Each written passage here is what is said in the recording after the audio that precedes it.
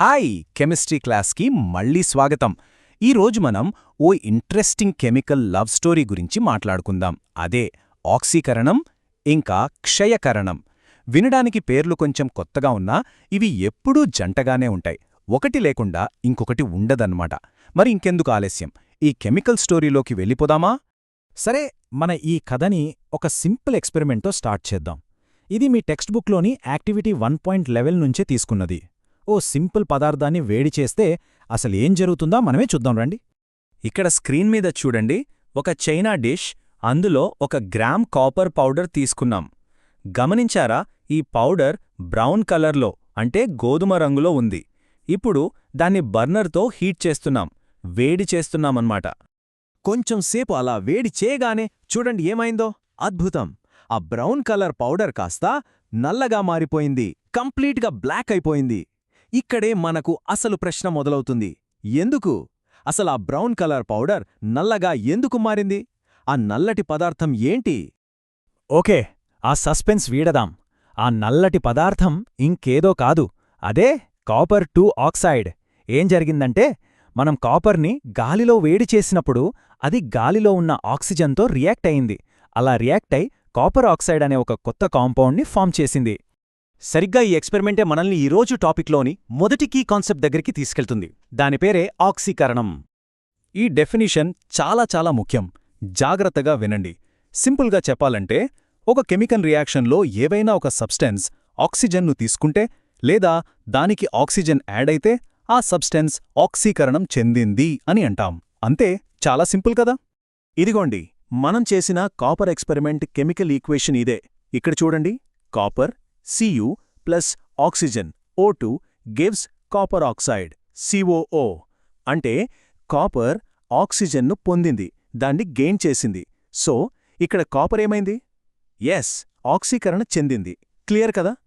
సరే, ఆక్సీకరణం గురించి తెలిసింది. మరి ప్రతి కథలో హీరో ఉంటే దానికి ఆపోజిట్గా ఇంకో క్యారెక్టర్ ఉంటుంది కదా, అలాగనమాట. ఆక్సీకరణానికి కంప్లీట్ ఆపోజిట్ ప్రాసెసే క్షయకరణం. ఇప్పుడు దాని కథేంటో చూద్దాం. చూసారా, ఇది ఆక్సీకరణానికి ఎగ్జాక్ట్గా ఆపోజిట్. ఒక రియాక్షన్లో ఒక సబ్స్టెన్స్ తన దగ్గరున్న ఆక్సిజన్ని కోల్పోతే, వదిలేస్తే దాన్ని మనం క్షయకరణం చెందింది అని అంటాం. సో ఒకటి ఆక్సిజన్ను తీసుకోవడం, ఇంకొకటి ఆక్సిజన్ను వదిలేయడం. ఓకే, మన ఎక్స్పెరిమెంట్ని కంటిన్యూ చేద్దాం. ఇందాక నల్లగా మారిన కాపర్ ఆక్సైడ్ ఉంది కదా, ఇప్పుడు దానిమీద వేడిగా ఉన్నప్పుడే హైడ్రోజన్ గ్యాస్ పాస్ చేస్తే మళ్ళీ మ్యాజిక్, ఆ నల్లటి కోటింగ్ పోయి తిరిగి బ్రౌన్ కలర్లోకొచ్చేస్తుంది. ఎందుకిలా జరిగింది? సింపుల్, కాపర్ ఆక్సైడ్ తన దగ్గరున్న ఆక్సిజన్ను వదిలేసి మళ్ళీ ఒరిజినల్ కాపర్గా మారింది. సో ఇక్కడ కాపర్ ఆక్సైడ్ ఏమైంది? క్షయకరణం చెందింది. ఈ రెండింటినీ కలిపి చూసే ముందు ఒక్కసారి ఈ టేబుల్ చూడండి, క్లియర్గా అర్థమవుతుంది. ఆక్సీకరణం అంటే ఆక్సిజన్ గెయిన్ చేయడం, క్షయకరణం అంటే ఆక్సిజన్ లాస్ అవ్వడం. ఈ ఒక్క పాయింట్ గుర్తుంచుకుంటే చాలు, చాలా ఈజీ. మనం మొదట్లో అనుకున్నాం కదా, ఇదొక జంట కథ అని. నిజమే, ఈ 2 రియాక్షన్స్ ఎప్పుడూ ఒంటరిగా జరగవు, ఎప్పుడూ కలిసే ఉంటాయి. ట్విన్స్ లాంటివి అన్నమాట. ఇది కెమిస్ట్రీలో ఒక గోల్డెన్ రూల్ లాంటిది.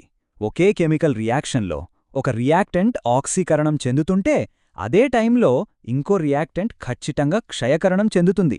రెండూ ఒకేసారి జరుగుతాయి. ఇందాకటి రియాక్షన్నే మళ్ళీ జాగ్రత్తగా చూద్దాం. అసలు మ్యాజిక్ ఇక్కడే ఉంది. కాపర్ ఆక్సైడ్ CuO ఏమైంది? అది తన ఆక్సిజన్ను కోల్పోయి కాపర్గా మారింది. అంటే అది క్షయకరణం చెందింది. అదే సమయంలో హైడ్రోజనేం చేసింది? కాపర్ ఆక్సైడ్ వదిలేసిన ఆక్సిజన్ని తీసుకుని నీరుగా H2O మారింది. అంటే అది ఆక్సీకరణం చెందింది. చూసారా, ఒకే రియాక్షన్లో ఒకేసారి రెండూ జరిగాయి. సో ఆక్సీకరణం ఇంకా క్షయకరణం, ఈ రెండూ ఒకేసారి జరిగే ఇలాంటి స్పెషల్ రియాక్షన్స్కి ఒక పేరుంది. అవే ఆక్సీకరణ క్షయకరణ చర్యలు. సింపుల్గా చెప్పాలంటే రెడాక్స్ చర్యలు. పేరు కూడా భలే వచ్చింది కదా. రిడక్షన్లోని రెడ్, ఆక్సిడేషన్లోని ఆక్స్ కలిపి రెడాక్స్. ఈజీగా గుర్తుంటుంది. ఈ రెడాక్స్ రియాక్షన్స్ అనేవి మన కాపర్ ఎక్స్పెరిమెంట్కే పరిమితం కాదు, చాలా రియాక్షన్స్లో జరుగుతాయి. ఇక్కడ కొన్ని ఎగ్జాంపుల్స్ చూడండి. ZnO ప్లస్ C అలాగే MnO2 ప్లస్ 4HCl. వీటన్నిట్లోనూ ఒక సబ్స్టెన్స్ ఆక్సీకరణం చెందితే మరొకటి క్షయకరణం చెందుతుంది. సరే, మరి ఈరోజు మనం ఏం నేర్చుకున్నామో ఒకసారి క్విక్గా రివైజ్ చేద్దామా? ఈ 2 పాయింట్స్ చాలా ఇంపార్టెంట్, గుర్తుపెట్టుకోండి. ఫస్ట్, ఆక్సీకరణం అంటే ఆక్సిజన్ను గెయిన్ చేయడం లేదా హైడ్రోజన్ను లాస్ అవ్వడం. దానికి ఆపోజిట్ క్షయకరణం అంటే ఆక్సిజన్ను లాస్ అవ్వడం లేదా హైడ్రోజన్ను గెయిన్ చేయడం. గమనించారా? ఆక్సిజన్ విషయంలో ఏది జరుగుతుందో హైడ్రోజన్ విషయంలో దానికి రివర్స్లో జరుగుతుంది. ప్రస్తుతానికి ఆక్సిజన్ మీద ఫోకస్ చేయండి. హైడ్రోజన్ గురించి పై క్లాసుల్లో ఇంకా డీటెయిల్డ్గా వస్తుంది. సరే, వెళ్లే ముందు మీకోసం ఒక చిన్న ఛాలెంజ్. ఇక్కడ స్క్రీన్ మీద 2 ఈక్వేషన్స్ ఉన్నాయి కదా, వీటిని జాగ్రత్తగా చూసి ఏ సబ్స్టెన్స్ ఆక్సీకరణం చెందింది, ఏది క్షయకరణం చెందిందో కనిపెట్టండి చూద్దాం.